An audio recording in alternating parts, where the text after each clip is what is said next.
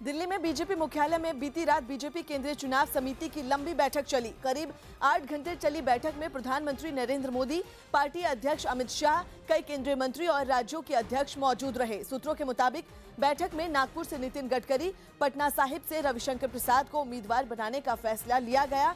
हालांकि अभी पार्टी ने उम्मीदवारों के औपचारिक नामों का ऐलान नहीं किया है।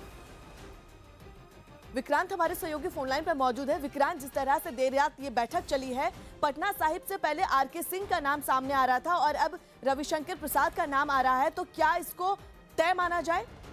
देखिए, सूत्रों का कहना है कि काफी माथापच्ची की गई, क्योंकि बिहार में एक और चीज पड़ा। इसलिए भी दिक्कत है कि बीजेपी के 22 सिटिंग सांसद थे, तो 22 में से अब 17 सीटों पर जेडीयू के साथ मिलकर लड़ने का फैसला किया था।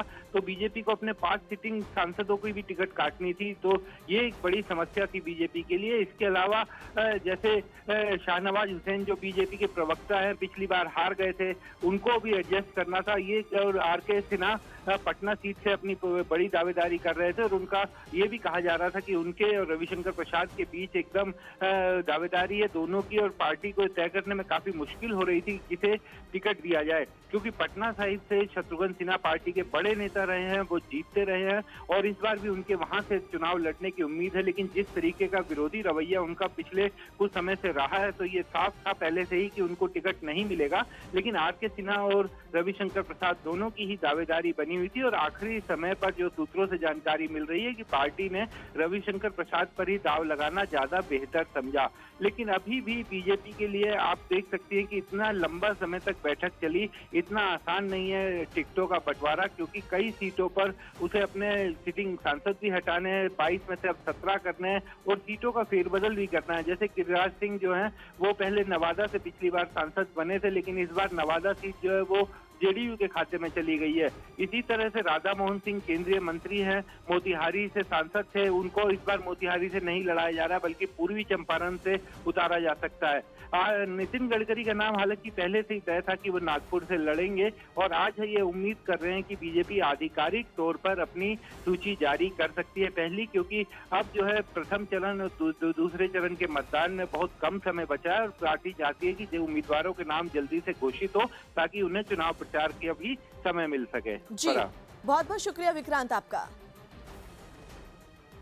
जम्मू कश्मीर के शोपिया में आतंकियों ने एक महिला एसपीओ यानी स्पेशल पुलिस ऑफिसर की गोली मारकर हत्या कर दी। महिला पुलिस अधिकारी खुशबू जान पर यह हमला उनके घर के बाहर हुआ, जहां आतंकियों ने खुशबू जान को काफी करीब से गोली मारी। गोली की आवाज से पूरे इलाके में अफरा तफरी फैल गई, जिसका फायदा उठाकर आतंकी मौके से भाग निकले, जबकि एसपीओ खुशबू जान के घर वाले उन्हें गंभीर हालत में नजदीक के अस्पताल ले गए। लेकिन इलाज कर रहे डॉक्टर घायल खुशबू जान की जान नहीं बचा पाए। इसके बाद अस्पताल में मातम पसर गया और खुशबू जान के परिवार और रिश्तेदारों के साथ इलाके के लोगों की भीड़ वहां जुट गई। कई सालों से एसपीओ में काम कर रहे थे, शायद आज ये घर पे थे और ड्यूटी पे थे। आज ये घर पे ही थे। तो आपने क्या सुना उस टाइम जब ये फायर हो गए? हमने बस यही सुना है कि वहाँ पे किसी ने फायर दे दिया है। वहीं अपनी महिला ऑफिसर की मौत की खबर मिलते ही पुलिस अधिकारी भी वहां पहुंचे और उनके पार्थिव शरीर को सम्मान के साथ तिरंगे में लपेटा गया। फिर एसपीओ खुशबू जान को पुलिस के जवानों ने एक एक कर आखिरी सलामी दी।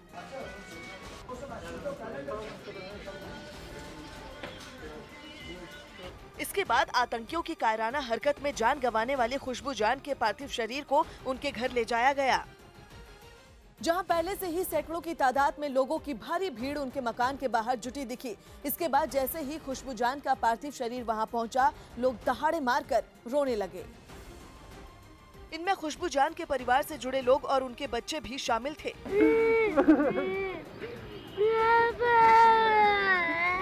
इस दौरान आसपास के लोग भी गहरे मातम में डूब गए, जबकि परिवार की महिलाओं का रो रो कर बुरा हाल हो गया।